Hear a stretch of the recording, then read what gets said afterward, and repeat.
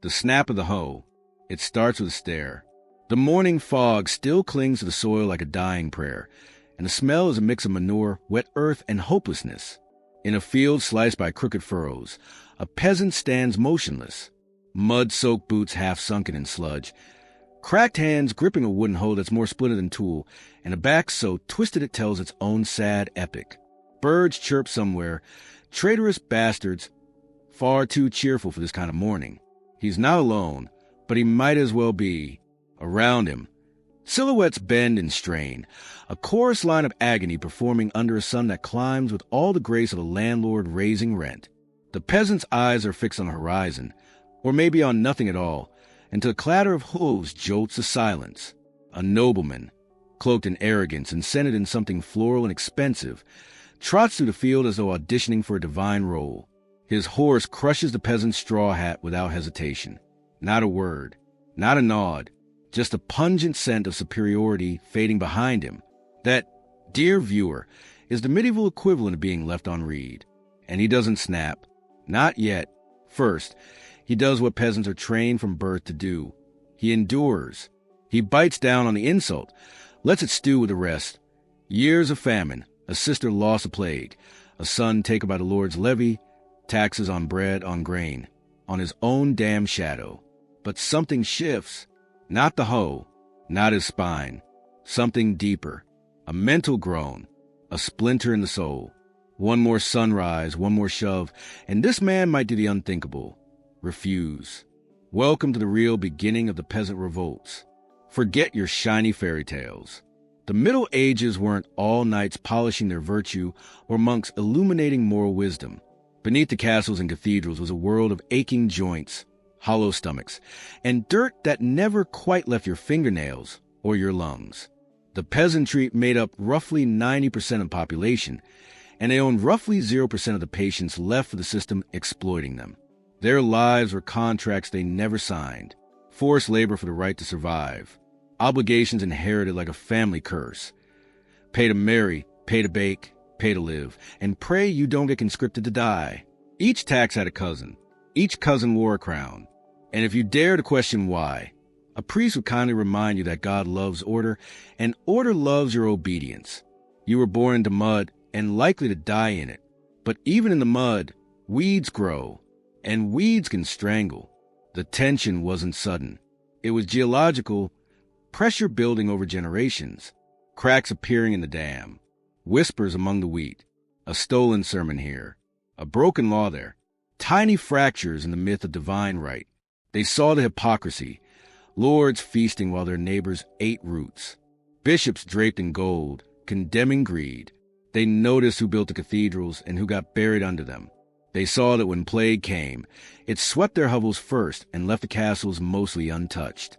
Then came the meetings, in barns smelling of hay and sweat, behind chapels beneath ancient oaks. Conversations wrapped in secrecy, guarded by fear and hunger. They didn't use the word revolution. They said things like justice, bread, or just enough. The hoe, once a symbol of obedience, began to feel different, heavier in the hand, sharper in the mind. A tool, yes, but maybe a weapon too. This chapter isn't about the battle yet. It's about the burn, the long, slow ignition of fury, the moment right before the snap, the last breath of a system that thought silence was eternal. And when that hoe breaks, it won't be alone. It'll be the soundtrack of a century about to scream. Think this was just dirt and drama? Oh no, sweet serf. We've barely scratched the crust. Smash that like button like it owes you a bushel of grain. Share this with your fellow mudwalkers. And subscribe so you don't miss chapter 2. Life, sh*t, and taxes. You're going to feel this one. In your spine and in your soul. Life, shit, and taxes. Let's get one thing clear. If hell existed in the Middle Ages, it came with a receipt. The life of a peasant wasn't just hard. It was a full-time, soul-draining, back-breaking subscription to suffering, with no customer service and eternal renewal.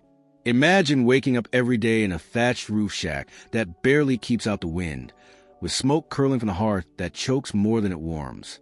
You hear the hacking cough of your wife, the soft whimpering of your youngest, teething with nothing to chew on but cloth. A sick goat lies near the doorway, its breath ragged, and the mud floor squelches beneath your bare feet. The air reeks of mildew, old sweat, wet straw, and a distinct aroma of crushed dreams. Your bed is a pile of straw. Your pillow is a slightly less lumpy pile of straw. And your blanket? A threadbare tunic that smells suspiciously like the goat. Your job? Everything. You plow fields in a cold wind. Chop until your shoulders burn. Haul water that freezes before you get home. Mend roofs with your bare hands. Dig ditches in the rain. Slaughter animals and still somehow owe your lord half your produce, 3/4 of your time, and 100% of your dignity.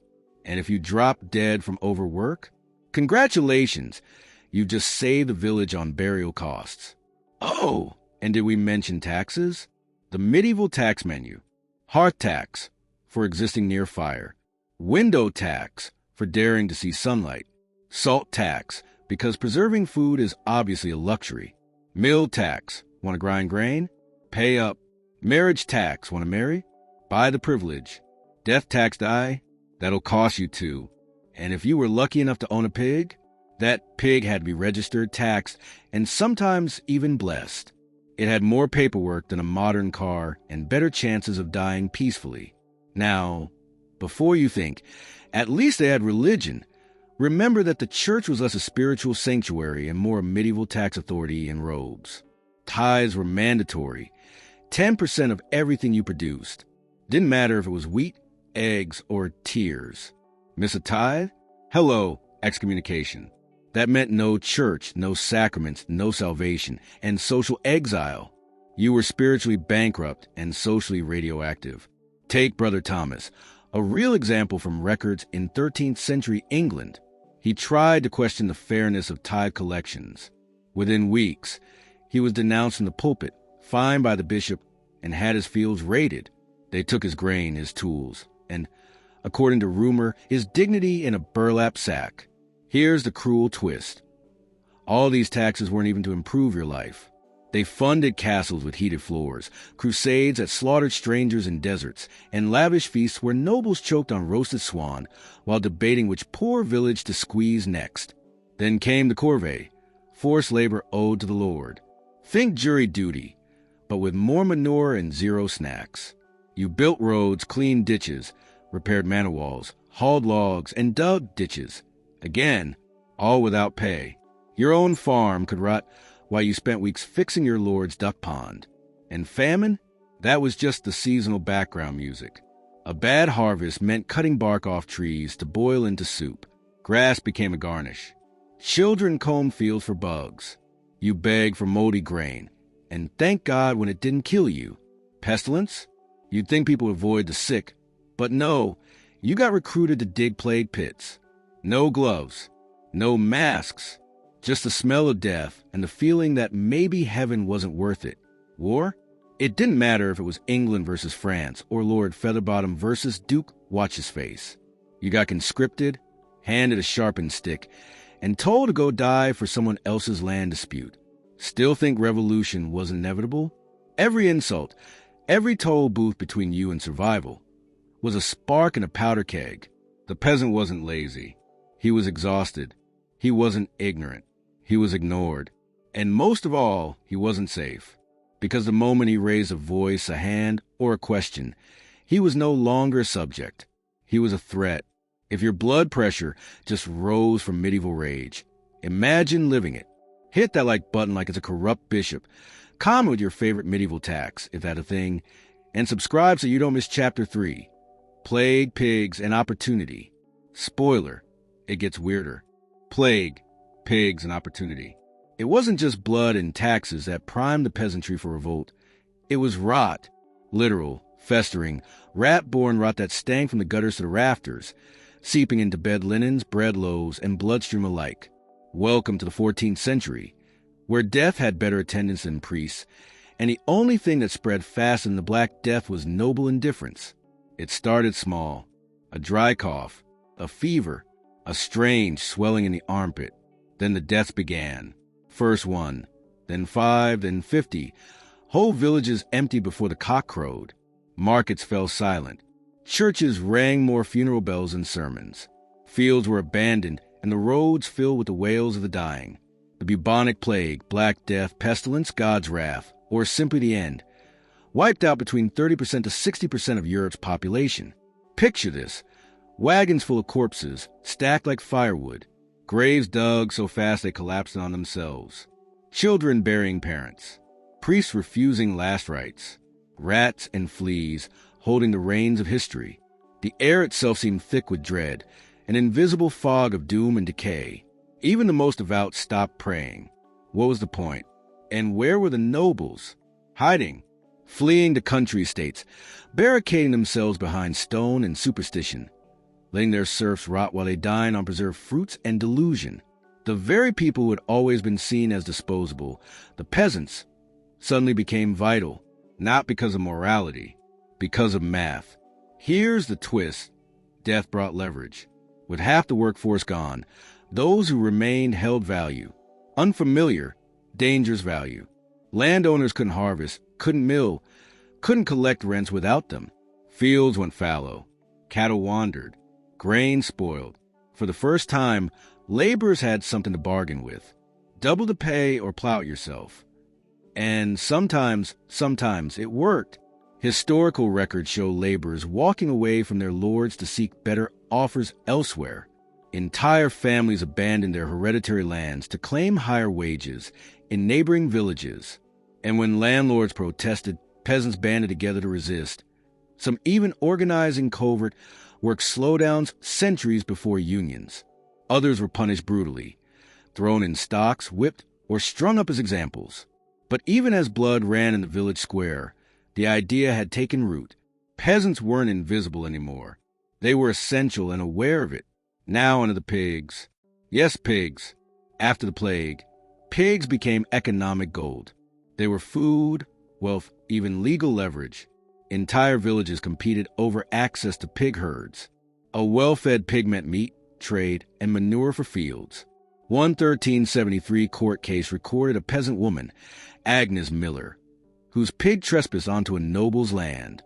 Instead of paying the fine, she fought back in court, argued ownership, and won, in public, in front of witnesses. That pig? It wasn't just livestock. It was a statement. We are not powerless. Even hoe of justice can be revolutionary. Opportunity was oinking, and the peasants were listening. But power never likes a shift. So the lords, spooked and petty, pushed back hard. They tried freezing wages, reinstituting labor obligations, doubling down on the very systems that had just proven fragile. The English government passed the Statute of Labours in 1351, trying to legally force wages back to pre-plague levels. Similar edicts spread across Europe like bureaucratic mold. But something had changed. This was not a generation that would beg for chains. This was a generation that had seen half the world die and lived. They weren't afraid of punishment. They'd already buried everything they loved. What was one more risk? So the shovels sharpened. The fires were stoked. From England to France to the Holy Roman Empire, the stage was set. Rebellion was no longer a whisper. It was a drumbeat. If you ever doubted the revolutionary power of pigs and pestilence, now you know. Slap that like button like it owes you back wages. Drop a comment with your favorite plague-era insult. And subscribe so you don't miss Chapter 4. The Jackery. When France cry enough, things are about to burn. Literally. The Jackery. When France cried enough. France, 1358. Imagine a land already torn apart by the 100 Years' War. Fields once fertile now lay scorched. Villages gutted by mercenaries disguised as protectors. The air hangs heavy with smoke, sickness, and the ghosts of prayers unanswered. Rivers run thick with ash and runoff from burned estates. Church bells toll for the dead until their metal cracks. And amid this desolation, the peasants, mangled by taxation, starved by famine, crushed by plague, find something unexpected: fury. Welcome to the Jackery. This wasn't France's first peasant revolt, but it was the loudest, most incendiary scream from the countryside yet. The nobility mockingly called them Jacques Bonhomme, a generic name like Joe Farmer, but this time Jacques had a side and nothing left to lose. The uprising surged through northern France like fire in a wheat field. unpredictable, fast, and impossible to stop. Picture thousands of farmers, craftsmen, and dirt-cake villagers marching with anything that could maim. Scythes, axes, hammers, even sharpened farming stakes. They wore leather aprons, hay-stuffed tunics, and desperation. Their cause? Survival. Their motto? Enough. Why rebel? Because there was nothing left to take. Homes torched by retreating knights. Daughters defiled by men sworn to protect. Livestock either conscripted or eaten. Taxes levied on air. And yet, the nobles sipped wine, held tournaments, and prattled on about divine order. It all ignited in the Oise Valley. A group of peasants killed several knights who had been pillaging local farms. Then they torched a manor. Then another. Churches, too. Symbols of divine betrayal. They didn't loot for luxury. They destroyed. They purged the land of feudal rot. Makeshift armor was crafted from barrel hoops and butchered gate hinges. Shields were hammered from door planks. Sword? Who needs a sword when you got 20 angry neighbors and a sharpened shovel? Yet, this wasn't random rage. It had structure. Guillaume Cale, a former merchant-turned-leader, emerged not just as a rebel but as a tactician. He organized troops, coordinated attacks, and attempted to unify demands. These weren't beasts. They were revolutionaries. Cale led thousands toward Paris. Their goal? Pressure the Dauphin into reform. But nobles don't just resist, they retaliate. At the Battle of Mello, Cale was lured under false pretenses of peace. He was captured, paraded, tortured, and executed with theatrical cruelty. Some say he was flayed alive before being decapitated. The reprisal was swift and monstrous. Entire villages were razed. Thousands of peasants were executed, hung in rows, burned alive, or mutilated. Pregnant women were reportedly disemboweled to teach the womb's rebellion's cost. The message? Loud and unholy. Stay in your place, or we'll dig you a new one. But seeds don't die in fire. They germinate. Though the Jacquerie was crushed, it fractured the illusion of noble invincibility. For the first time in memory, the lords had known fear, real fear, and even in their cruel victory, they began to grasp a terrifying truth. The peasants could rise again. If that revolt left you breathless, wait till you meet What Tyler. Smash that like button like it's a tax ledger, drop your thoughts in the comments, and subscribe so you don't miss Chapter 5, What Tyler and the March on London. The flames of rebellion are just heating up. What Tyler and the March on London. England, 1381.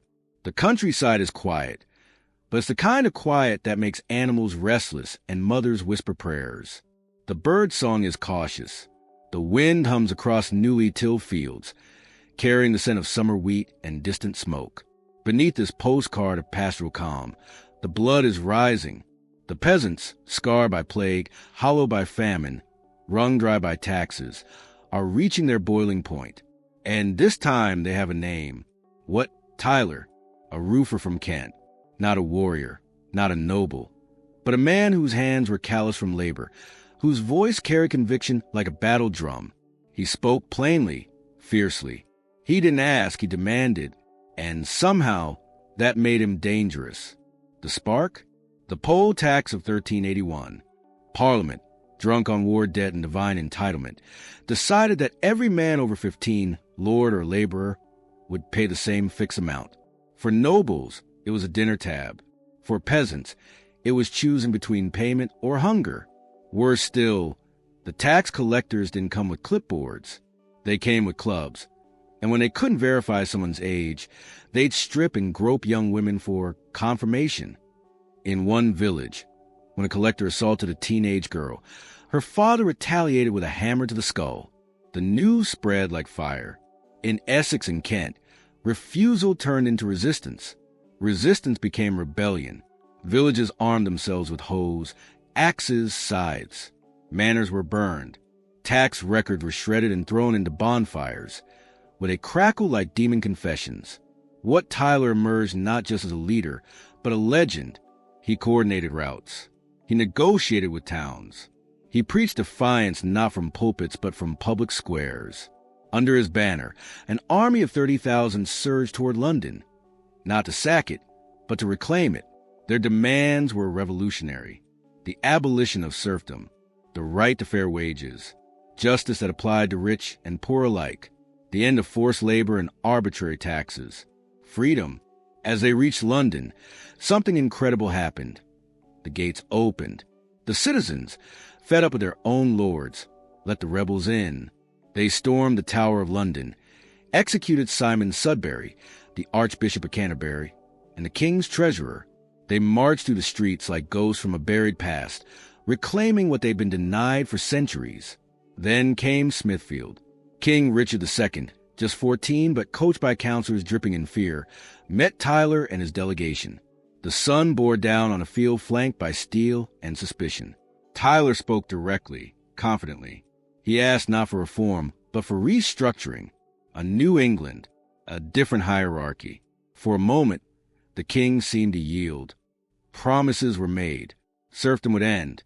Justice would be restored. Then betrayal.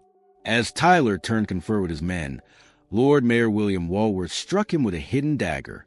Tyler collapsed. The king's guards rushed in. Pandemonium flared. The rebels froze, unsure whether to fight or flee. Then King Richard, bold as a lion cub in a den of wolves, stepped forward and addressed the mob. "You shall have no captain but me." Disoriented, shaken by the sudden loss of their leader, and wary of bloodshed in the capital, the peasants agreed to disperse. Days later, every royal promise was revoked. Rebels were hunted, hanged, quartered. Tyler's was placed on a pike, grinning in death above London Bridge. But the echo remained. For the first time in English history, a common man had marched into the capital and faced a king. And even in defeat, that image of muddy boots on marble floors would haunt the ruling class forever. What Tyler died, but his voice echoes still. If that stirred something in you, hammer that like button like it's a poll tax ledger. Drop your thoughts and comments, and subscribe for Chapter 6, Punishment, Propaganda, and the Price of Dissent. It's about to get bloody. Punishment, propaganda, and the price of dissent. The revolt had ended, but the vengeance was just beginning. What followed the death of what Tyler was a mere justice. It was a grotesque theater of pain designed to cauterize rebellion from the minds of the living. The monarchy, still rattled by the sheer scale of the uprising, needed a message loud enough to echo across generations. The punishment was swift, savage, and public. Rebel leaders were hunted like beasts.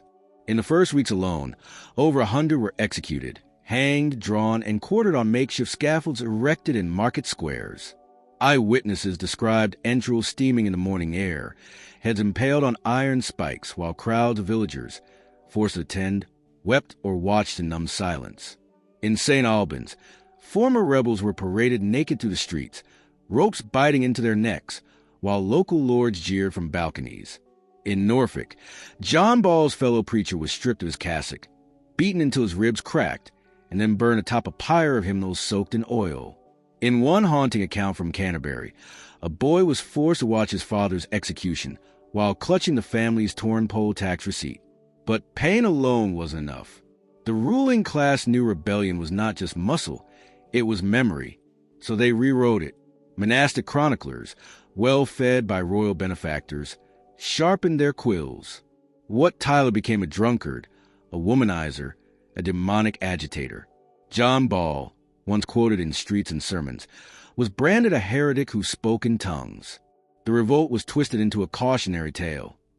Not a cry for justice, but fevered riot of sinners. Pamphlets depicted rebels as monsters, horned, snarling, desecrating altars. Church murals quietly replaced saints with kings. Stained glass windows showed Richard II trampling serpents shaped suspiciously like peasants. In every cathedral, every chapel, the moral was clear. Order is holy and dissent is hell. The law reinforced the message. The statute of laborers was revived and sharpened. Wages were frozen. Movement restricted. Any peasant who left their parish without permission could be branded or jailed. Preachers who invoked the revolt were silenced or disappeared.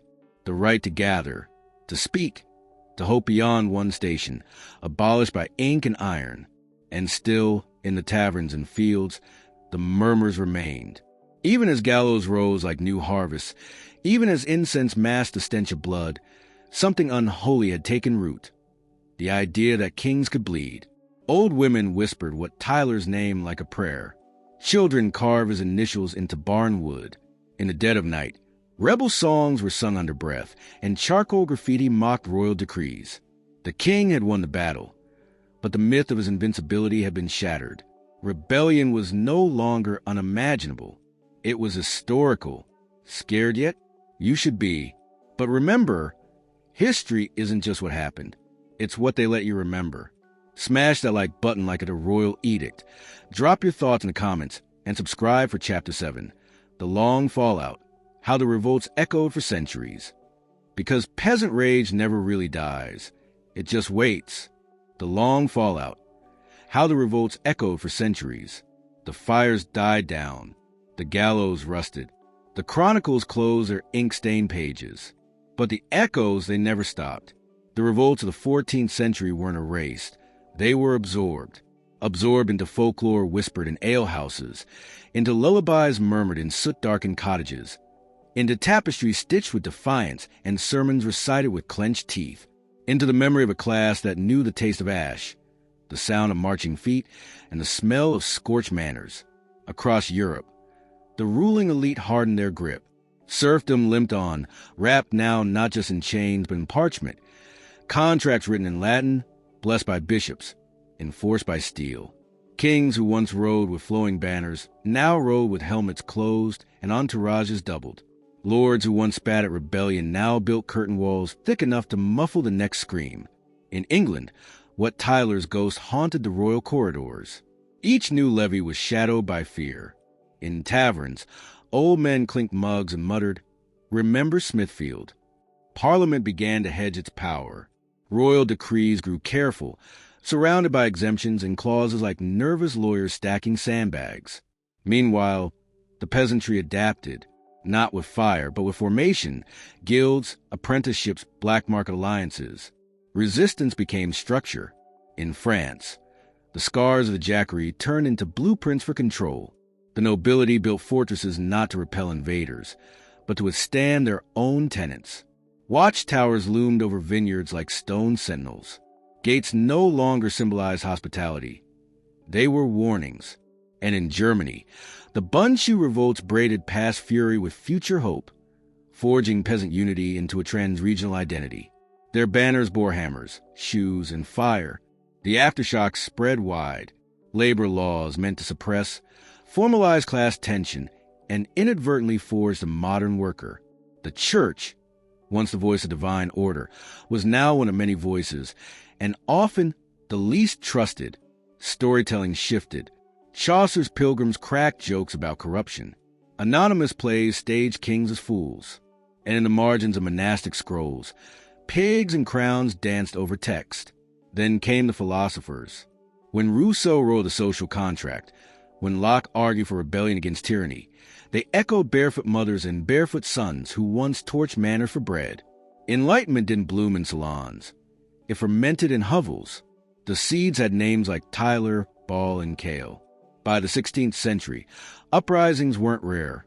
They were rhythmic. Rebellion became a generational language, taught in scars, passed in cider-stained songs. Repression evolved into an institution. But the dream, the simple, radical idea that power should answer the plow, refused to die, because while peasants may have knelt under law, they rose in legend. And legends, unlike laws, do not expire. Still here? Then you walk through blood, fire, lies, and memory. Smash the like button like at a feudal charter. Share this saga with your fellow rebels. And subscribe because Chapter 8 is coming.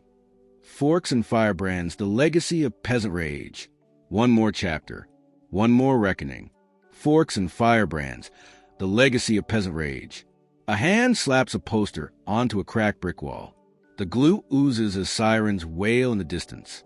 Behind it, a river of people swells down the street, chanting under neon lights and camera phones. Smoke coils above a burning trash bin. The air smells of fear, resolve, and something ancient. This isn't just a protest. It's a ritual. It's a resurrection. It's the ghost of peasant rage wearing high tops and hashtags. Rebellion never dies. It adapts. It mutates. From the dirt paths of medieval hamlets to digital comment sections and encrypted chats, The fury travels through bloodlines and broadband. The same heat that once flared in the hands of scythe-wielding farmers now burned behind screens and beneath ballots. The legacy of the medieval peasant revolts isn't confined to dusty archives. It's alive. It lives in union halls and squats, in student occupations and picket lines, in graffiti sprayed in alleys, and memes that mock monarchs with pixels. It murmurs in tenant meetings and erupts at border crossings. It's the living, breathing resistance of the historically stepped on. Consider the English Civil War. Radicals like the Levelers and Diggers didn't invent dissent, they inherited it. Their pamphlets were medieval in spirit, demanding land dignity and the dismantling of divine hierarchy. They preached on the same commons where serfs had once bled. In 1789, the French stormed the Bastille. But it wasn't just the Enlightenment whispering in their ears. It was the Jacquerie screaming in their bones. Their slogans were sharpened versions of their ancestors' cries. Destroy the privileged, feed the poor, reclaim the land. The industrial age changed tools but not purpose.